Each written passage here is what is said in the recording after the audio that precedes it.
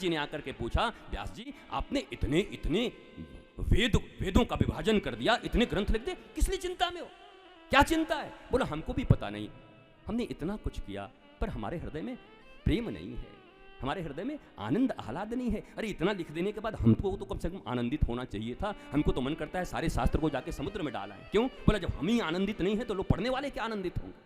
बोला चिंता मत करो। और तब नारद जी ने उनको अपने पूर्व जन्म की कथा सुनाई है कि पूर्व जन्म में मैं भी एक दासी का पुत्र था और चौमासा में हमारी माँ बड़ी गरीब थी, बहुत गरीब थी, दूसरे के घर झाड़ू पोछा लगा करके अपना गुजारा करती थी। चौमासा में जब बहुत सारे ऋषि संत आए, हमने खूब सेवा किया, डट के सेवा की 4 महीने तक। जब जाने लगे तो मुझे इतना प्रेम हो गया था उन महात्माओं से, उनकी कथाओं को सुन करके, उनकी पूजा पाठ को देख करके कि मैं उनके साथ जाने लगा। मैं भी जाऊंगा। मैया ने पकड़ दिया, तू कहाँ जाएगो, रुक जा। और हम रोने लगे। तो एक महात्मा ने हमें गले से लगाया, कहा बेटा जब तक माँ जीवित हैं, माँ हैं, माँ की सेवा ही परम धर्म है, पहले इस काम को करो। तुम कैसे कहते हो कि धर्म तुम्हें सिखाता है घर छोड़ने को? तुम कैसे कहते हो कि धर्म तुम्हें माता पिता की अवज्ञा करना सिखाता है? तुम कैसे कहते हो कि धर्म, साधु, संत, सन्यासी तुम्हारे घर के विरुद्ध तुम्हें कोई बात कहते हैं? माँ की सेवा करो, माँ की सेवा ही तुम्हारे लिए पूर्ण धर्म है। और ईश्वर से सदा और गुरु से सदा प्रार्थना करते रहो कि तुम जो चाहते हो तुमको मिले। कुछ दिन की बात है और इसमें तो बड़ा इतना सुंदर एक घटना है। कहते दौड़ के भागने लगे, जब वापस कर दिया महात्मा ने, जब यहाँ वापस आकर के देखे जो इस जगह पे जो महात्मा बैठते थे, पकड़ पकड़ के रोने लगे। अरे यहाँ पर वो बाबा बैठते थे, अरे यहाँ पर जटाधारी बाबा बैठते थे, अरे यहाँ वो बाबा बैठते थे जो हमको बहुत प्रेम। छोटा सा बालक, नारद जी के पूर्व जन्म की एक कथा है। और घूमते घूमते नारद जी एक जगह गए, देखे एक बहुत वृद्ध बाबा साधु खड़े हैं, और खड़े हैं और उनका डंडा नीचे गिरा हुआ है। बड़ी मुश्किल से तो आधे घंटे में खड़े हुए थे और डंडा नीचे गिर गया।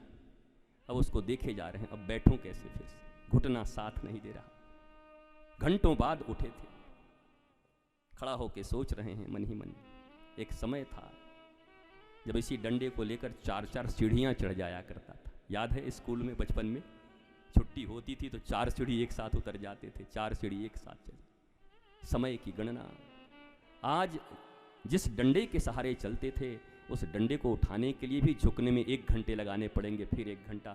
बड़ी त्रसित नजरों से देखते थे। कुछ कहा नहीं, नारद जी बालक दौड़ के आए, डंडा उठा के हाथ में दे दिया। महात्मा ने देखा, गले से लगा लिया। अरे वाह वाह, बिना आज्ञा दिए, बिना कुछ कहे तू मेरे हृदय की बात समझ गया।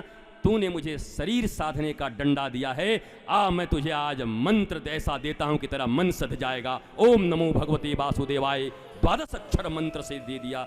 निरंतर साधना करने लगे, भगवान का झलक मिला, भगवान दूर चले गए, चिल्लाने लगे मुझे और दर्शन चाहिए, और दर्शन चाहिए। तो भगवान ने कहा आकाशवाणी हुई, अभी नहीं, क्रम मुक्ति के द्वारा अगली बार ब्रह्मा के मानस पुत्र के रूप में नारद होकर के जब तुम आओगे तब तुम्हें ये दर्शन सदा मिलता रहेगा। नारद जी भी पूर्व जीवन में दासी के पुत्र हैं और साधु संतों की सेवा करके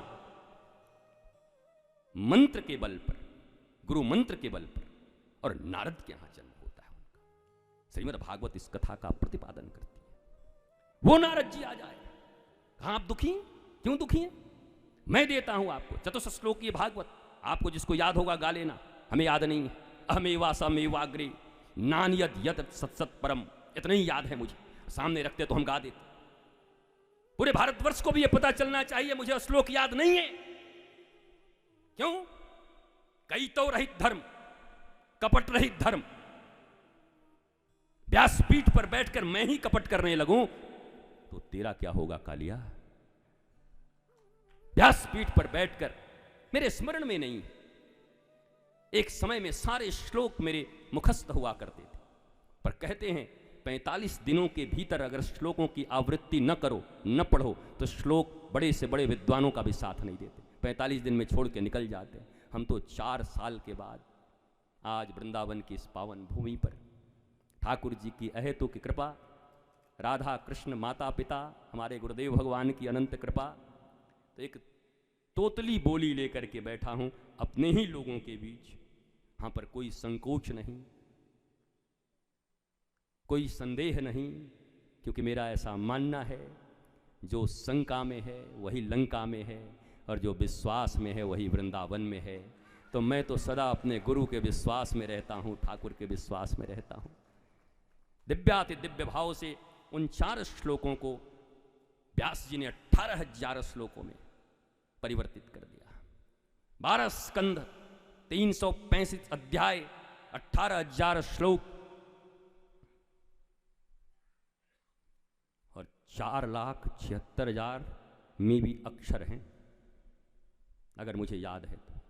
मैंने तो एक फ़ोन नंबर बनाया था बीच में, 1212 स्कंद